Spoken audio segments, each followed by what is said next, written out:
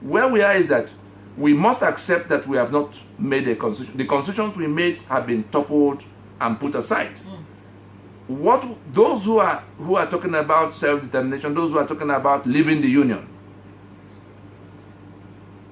they only want to restore their right to decide for themselves as it should be in a federation. Right. Let me just take some more message. The organization, the Lower Niger Congress, along with its MNN partners, alliance partners across the whole of the South and the whole of the Middle Belt, all the self-determination initiatives, including those who have become angry enough to carry arms. We're talking about the Niger Delta agitation, we're talking about the Biafra agitation, we're talking about the Odo agitation. We've come together looking at the nature of the problem. It cannot be resolved by going to election. We already went public on the December 11th in Lagos, what we call the Freedom Park Proclamation, to tell the politicians that we reject this constitution. The owners of Nigeria reject this constitution, and we're not just speaking for ourselves. You saw the Yoruba Solemn Assembly on the 7th of September in Ibadan, where their governors and the traditional rulers gathered to tell the whole world that they've rejected this Constitution 99 as the basis of the Union of Nigeria. The eastern side had rejected it long time ago. You know, the Solemn Assembly of 2015. The Middle Belt, you remember the day they stopped the plane from landing. The entire Nigeria, the owners of Nigeria have rejected this constitution as basis. And therefore, going to election will only reinforce that constitution. Our prescription is that the journey to 2019 election must be halted.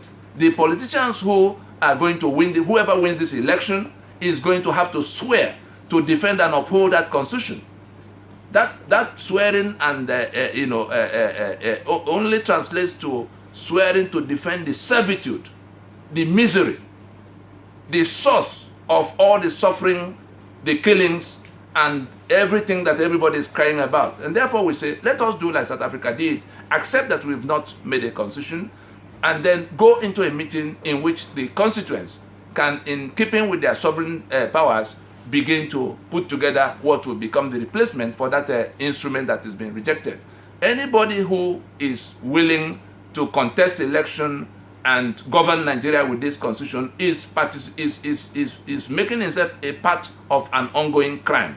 Those who impose that constitution and put our signature to it already committed a crime, and those who are keeping it going are joining in that crime. But they are going to account to their people who are being killed in the Middle Belt, who have been slaughtered on the other parts of the country, and the poverty that is grinding everybody to a halt, while the politicians go to the bank with the billions they share every day. So this was how we landed in 1966.